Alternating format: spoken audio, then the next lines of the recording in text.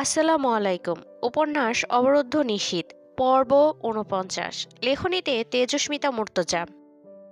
টানা ৪ দিন বৃষ্টি, ঝুমঝুম করে বৃষ্টি হচ্ছে। পথঘাট কাদায় মাখা।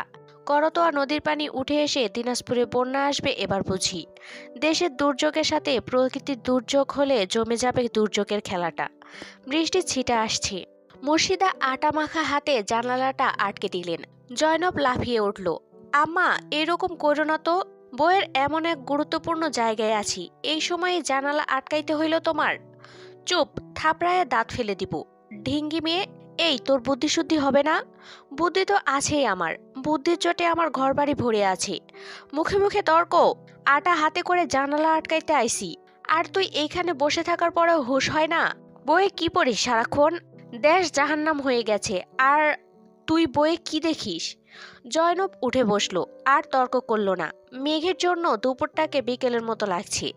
জানালা আটকে দেয়ায় ঘর পুরো অন্ধকার হয়ে গেল। তার শাড়িটা ছিঁড়ে গেছে, কিন্তু বাজারের সব দোকান ছাই হয়ে গেছে। মানুষের পেটে ভাত নেই, শাড়ি কি জিনিস? আপাতত বইটা রেখে দিল।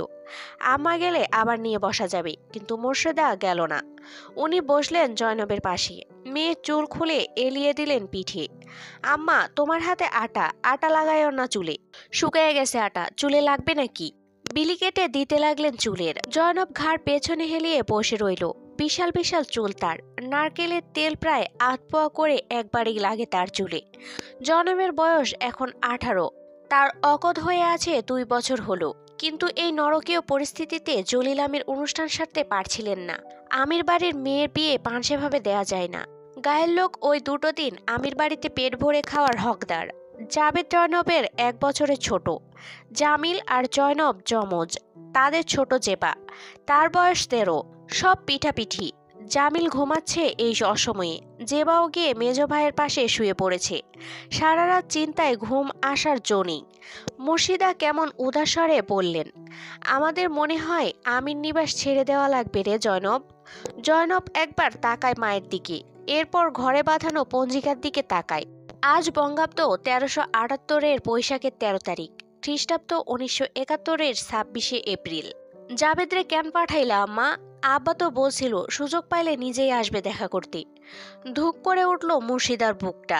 তিনি ভুলে থাকতে চাইছেন সব। বললেন, বলবি না তোর বাপের কথা? মরণের পথে ভাসাইয়া রেখে উনি গেছেন যুদ্ধ করতে। সন্ধ্যার পর জয়নাল এলো ভিজতে ভিজতে। আম্মা, কিছু খাবার দাবার আছে নাকি? তার সাথে ৩ জন জোয়ান জোয়ান বেটা ছেলে। মুর্শিদা আতকে উঠে শোধায়, এরা কারা রে জয়নাল? কেন আনছিস বাসায় তুলে? তুই কি পাগল হইছিস? কেন আসছে ওরা? আম্মা, বিপ্লবী ওরা, বিপ্লবী। আমারে বলছে বন্দুক চালাইতে দিবে, সে খাবে। কিন্তু ওরা কয়দিন কিছু খায় নাই। বন্দুক চালাইতে মেলা শক্তি লাগে আম্মা। আগে সবাইরে কিছু খাইতে দেন। মুর্শিদা কান মলে ধরলেন জয়নালের। জানোয়ার, বন্দুক চালানো শিখে কি করবি? তোর বাপ চাচারা ওইসব জানে। আজ আমারে সবাইরে বায়নার জলে ভাসাইয়া গেছে মিলিটারি মারতে। তোর বড় ভাই গেছে, আবার তুই। আম্মা ছাড়েন ছাড়েন। ও আম্মা, শোনেন না। উত্তেজনায় জয়নালের গলা ধরে এলো। ওরা বলতেছে আব্বা আর ভাইরে নাকি আটকায় রাখছে শয়তানরা। এরা আমারে সাহায্য করবে ২ জনরে ছাড়াইয়া আনতে। আম্মা, আব্বারে ছাড়াইয়া আনতে আমার বন্দুক চালানো শেখাই লাগবে। দেন খাইতে, জলদি দেন। উত্তেজনায় কথা জড়া ছিল জয়নালের। মুর্শিদার হাত পা কাঁপতে লাগলো। তিনি হাই হাই করা শুরু করলেন। তার শরীর অবশ লাগছে। যে ভয় তিনি পাচ্ছিলেন তা ঘটে গেছে। বন্দী হয়ে গেছে তার স্বামী ছেলে। জয়নব জেবাকে ডেকে তুলল। জেবা হুড়মুড়িয়ে উঠে এলো। কি হয়েছে আপা, কি হয়েছে? মিলিটারি আসছে? আগুন দিছে বাড়িতে? চুপ, চুপ কর। এই নে তোয়ালে, দৌড়ে গিয়ে তোর খালেদ ভাইরে ডেকে আনবি। ঠোঁট চেপে হেসে উঠল জেবা। কেন আপা, খালেদ ভাইরে খুব দেখতে মন চাইতেছে নাকি? এক চর মারবো বেয়াদব, যা বলছি কর। জেবা তোয়ালে মাথায় দিয়ে সদর দরজার বারান্দায় উঠল। হারিকেনের আলো ধরল জয়নব। জলদি জানা রে। যাচ্ছি যাচ্ছি। এত জলদি কি? না দেখে থাকতে পারো না? খুব পেকেছিস, এমন মারবো না। একবার পেছন ফিরে দুষ্টু হাসে জেবা বনের দিকে চেয়ে। সন্ধ্যার আধারে বেরিয়ে যায় বৃষ্টির ভেতর হবু দোলাভাইকে ডাকতে। আংটি বদল হয়ে আছে জয়নব আপার খালেদ ভাইয়ের সাথে। খালেদ ভাইটা খুব ভালো। মুর্শিদার হাত চলছে না। তিনি জয়নবকে বললেন, তোর ছোট চাচি আর দাদিকে ডাকতো, আমার কেমন ভয় ভয় করতেছে। ওই লোকগুলোরে খাইতে দিক ওরা এসে। লোকগুলোকে জয়নব খেতে দিল। লজ্জায় হাত পা ভেঙে আসছে তার, ভয়ও করছে যে বা নিশ্চয় গিয়ে গল্প জুড়েছে খালেদের বোনের সাথে। জয়নব ভেবে রাখলো ফিরলে পিঠের ওপর দুমদুম করে দুটো কিল বসাবে। তিনজন খেলো। এরপর জয়নালকে নিয়ে চলে গেল জলিল আমির ও জাভেদ আমিরের খোঁজে। বাপ ভাইকে আটকে রাখা হয়েছে, নিশ্চয়ই অত্যাচার করা হচ্ছে। জয়নালের শরীরের রক্ত টকবক করছে। জাবেদ ভাই আর আব্বার গায়ের সবটুকু যন্ত্রণা সে ওই জানোয়ার মিলিটারিদের দেবে। পণ করলো মনে মনে ওদের হাড্ডি ভেঙে এনে আমির বাড়ির ফটকে ঝোলাবে সে।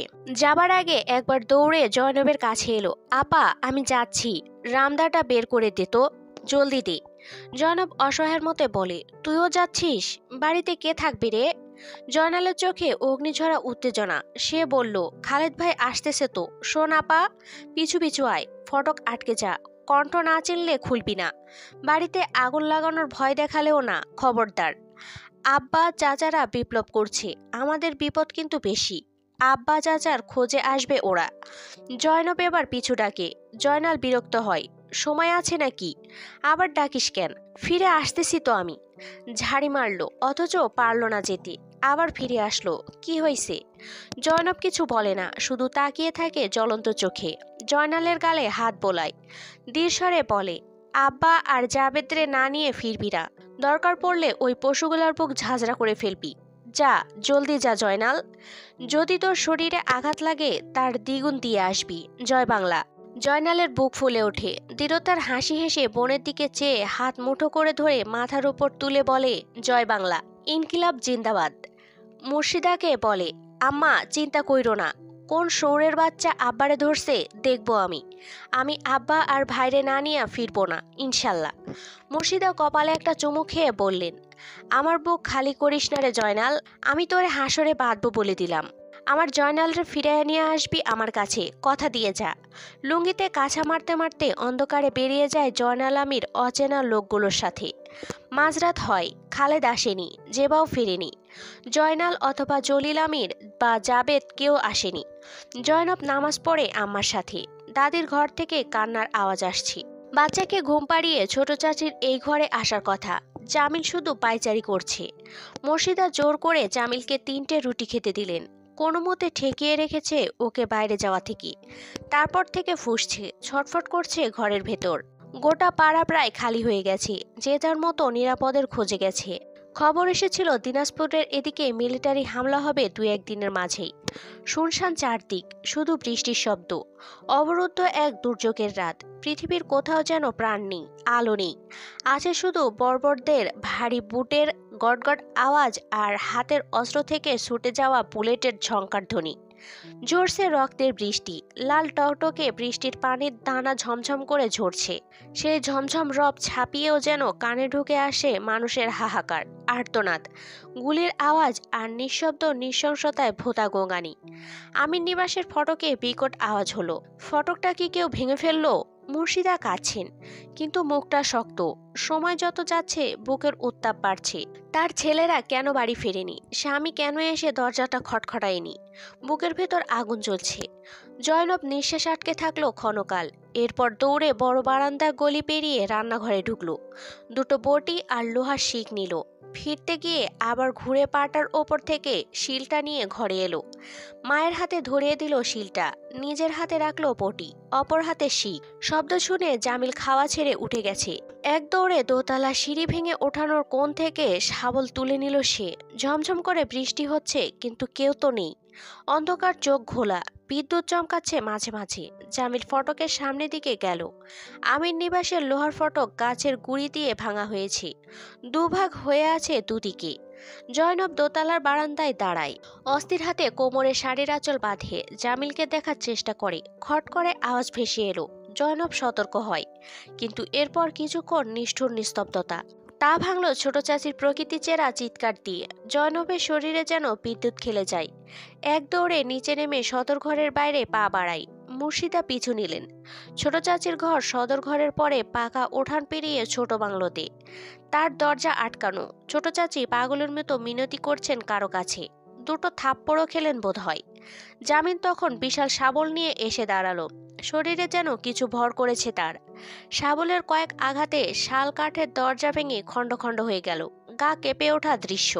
কিন্তু জয়নবের গা কাঁপলো। পর মুহূর্তে পা, তারপর পরই হাত চলল। ছোট চাচির শরীরের ওপরে চেপে থাকা দুটো জানোয়ারকে জয়নব বটির 2 কোপ মারল। একজনের মাথা আলাদা হয়ে ঝুলে পড়ল ঘাড়ের সাথে, আরেকজনের কাঁধ থেকে ডান হাতটা আলাদা হয়ে গেল। ছোট চাচির নগ্ন শরীর, ব্লাউজের ছোট্ট এক টুকরো হাতার কাছে দেখা যাচ্ছে কেবল। পেটিকোটটা ছিঁড়ে খণ্ড খণ্ড, শরীরে আর কিছু নেই। জামিল মুখে হাত চেপে নগ্ন চাচির ওপর থেকে নজর ফিরিয়ে শাবল শক্ত করে ধরে। পশু দুটোর ওপর শাবল চালায় দক্ষ হাতে। মাঠে মাটি কুপিয়ে অভ্যস্ত হাত জামিল আমিরের। মাটির মতোই যত্ন করে কুপিয়ে ছিন্নভিন্ন করে ফেলল দেহ দুটো। মসজিদার ডুকরে উঠলেন। ছোট চাচির দুধের বাচ্চা মাসুমকে আশ্রে ফেলা হয়েছে। তখনই বোধহয় ছোট চাচি চিৎকার অত জোরে করেছেন যে পুরো বাড়িতে আওয়াজ গেছে। মেঝেতে তার রক্তাক্ত দেহটা পড়ে আছে। জয়নব এক টানে বিছানার চাদর তুলে ছোট চাচির শরীরের ওপর বিছিয়ে দেয়। চাচি বোধহয় জ্ঞান হারালেন, কিন্তু দাদি কই? আর্তনাদের সময় পাওয়া গেল না। দোতলায় সারি সারি পায়ের আওয়াজ। ব্যাপারটা পরিষ্কার হলো এবার। ফটক ভেঙে ঢুকে একদল ছোট চাচির কাছে এসেছে, আর পেছনের রাস্তা দিয়ে আরেক দল দোতলায় উঠে অন্দরে ঢুকে পড়েছে। কাউকে দোতলার অন্দরে না পেয়ে নেমে আসছে। জামিল চিৎকার করে বলে, আপা আগে আসিস না, ওখানেই থাক। মুর্শিদা ছোট যাকে রেখে শাশুড়িকে খুঁজলেন। অন্ধকার হারিকেনটা পড়ে ভেঙে গেছে। ওরা মোট 7 জন। জামিল দুটোকে আঘাত করতে পারলো, মরল না একটাও। এরপর তাকে ধরে ফেলা হলো। শাবলটা কেড়ে নেওয়া হলো আগে। প্রথম ছুরির আঘাতটা জামিলের মেরুদণ্ডের ডান পাশে লাগলো। জয়নব বটি নিয়ে এগিয়ে এসে কোপটা ঠিক ছুরিওয়ালার হাতের উপর বসায়। হাতটা কেটে পড়ে গেল না, ঝুলে রইল চামড়ার সাথে। এরপর 3 জনের হাতে বন্দী হলো জয়নব। তার সামনে জামিলের দেহটাকে ছিন্নভিন্ন করা হলো। মুর্শিদার তলপেটে একটা লাথি মারা হলে মুর্শিদা চিৎকার করে লুটিয়ে পড়লেন মেঝেতে। জামিল শেষবার আব্বাকে ডাকলো কয়েকবার। আব্বা হুঁশ হারিয়েছেন। কাঁদার সুযোগটাও পেল না আব্বা জামিলের জন্য। জয়নব গলা চিরে কাঁদছিল। জামিল আর নড়ছে না। বৃষ্টির ছিটে আসা পানির সাথে ওর গরম রক্ত তিত্তির করে ধুয়ে চলে যাচ্ছে। জামিল শুয়ে আছে। 2 জন জয়নবকে চেপে ধরে রাখলো। 2 জন উঠে গেল আবারও দোতলায়। জয়নব নিচে দাঁড়িয়ে শুনতে পায় লোহার বাক্স ভাঙা হচ্ছে, লুটপাট হচ্ছে আবির নিবাস। জয়নব তখনও একবার ফটকের পানে যায়। আব্বা আসবে না? জাবেদ কোথায়?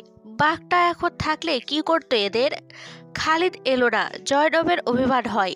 লোকটার সাথে দেখা হলো না জয়নবের। জয়নব কি আর ফিরবে আবির নিবাসে? ফেরার কথা তো নেই। লোকটার সাথে দেখাই হলো না।